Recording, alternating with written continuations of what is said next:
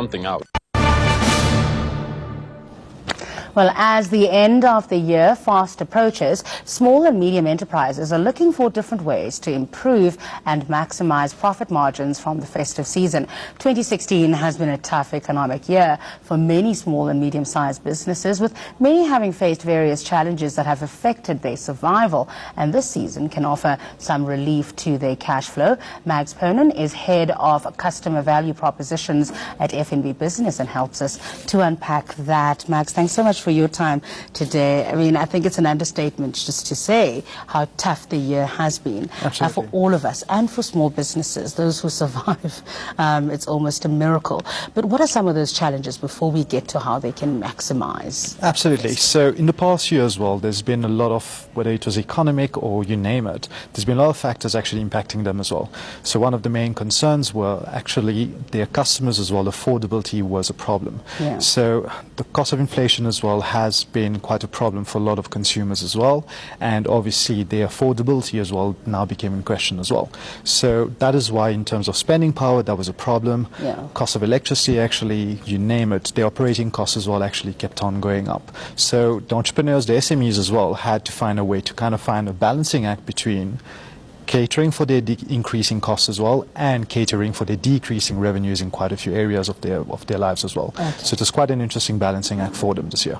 Could we read from the long queues we saw on Black Friday that there is an appetite for spending? Absolutely, absolutely. So that is the interesting part, as in, even though affordability is a problem, you will see a lot of the consumers as well, they're not that much interested anymore, or quality is not such a high priority in their lives anymore. Value is. Yeah. So that is why Black Friday was insane. I mean, we've seen all pictures at Checkers, you name it, other industrial or retail stores as well, where everyone was just rushing because it made it much easier for them as well to actually buy the products that they would have bought on an everyday on that specific day because of the pricing. Okay, so let's talk about these tips then. The first thing you say is plan early. Absolutely. Is it still early? It seems absolutely. So the interesting thing is when it comes to Christmas, anywhere in the country as well, or anywhere in the world for that matter, everyone starts planning around your September. So you'll start seeing flyers go up, you see the promotional material start going out as well, and that is always a concern. So the best tip that we can say, it might seem to be very simple, but it's incredibly crucial that SMEs start understanding the concept.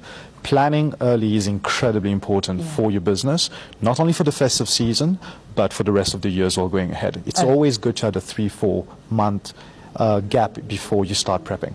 You also suggest them communicating their festive specials, yes. You know, and ensuring that people know that they're there. But we know during tough times, the one budget that always rings is marketing. Absolutely. So you hit the nail right on its head over there. So you see, the trick is not only a question of promoting your product or your service for that matter, but also differentiating yourself in the market. How can you actually show your customers that, you know what, there are 10 retail outlets out there, but you need to come to us. Yeah. Whether you're differentiating yourself from a customer service perspective, or is it a question of after-sale perspective, you name it. You have to find out what is your best strength or your greatest strength in your business and make sure that shines brightly. The third one, extending your work, shopping. Absolutely. So you always see that in Christmas as well, right? A lot of retail stores always increase their operating hours as well, and that makes sense. Reason being, what we've seen as well on our side, that many SMEs as well, during the festive period, actually make anything between 20 right up to 50% of the annual revenue per year during the festive period. So that is why they need to maximize how much of sales they can make during that period of time. How do you keep your staff motivated, though? Different factors. So the incredibly important thing over here is your staff are your best assets in your business, especially from a retail basis as well, where your staff is the face of your business, your customers interact with them all the time. You have to make sure you don't burn them out too quickly as well because of the extended operating hours. And to make sure that you can have this negotiation or arrangement with your employee as well, as in, guys, we will have a roster system. Team 1 will be working 6 hours or 8 hours, remaining team will be working the remaining hours.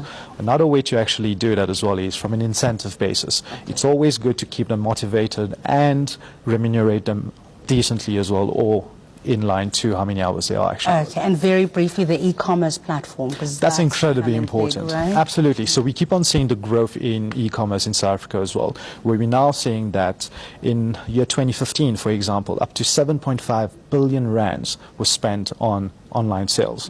By the end of 2016, they're predicting that number is going to increase by 20% up to 9 billion rands. Wow. That's a huge amount. So I know a lot of SMEs as well like sticking to what they know in terms of having a fixed store. But ladies and gentlemen, having an e-commerce platform and selling your products online is an incredibly powerful tool in your arsenal. Particularly for someone like me who hates queues. Absolutely, we're in the same boat. Exactly in the same boat. For your time today, Mags Ponnan is head of customer value propositions at F&B Business. Now, thousands of young people in Ghana are making a living off internet romance scams. Many say it's the only way to earn a decent money given the sky-high unemployment levels. Some people go to dating websites to look for love. Others look for sex. In Ghana, though, thousands of young people use the sites for something else, to find foreign men to rip off.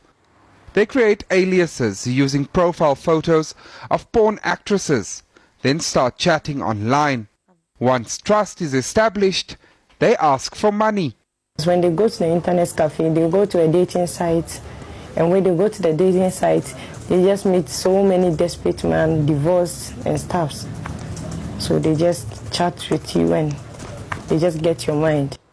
23-year-old Amma scrolled through dozens of recent chats with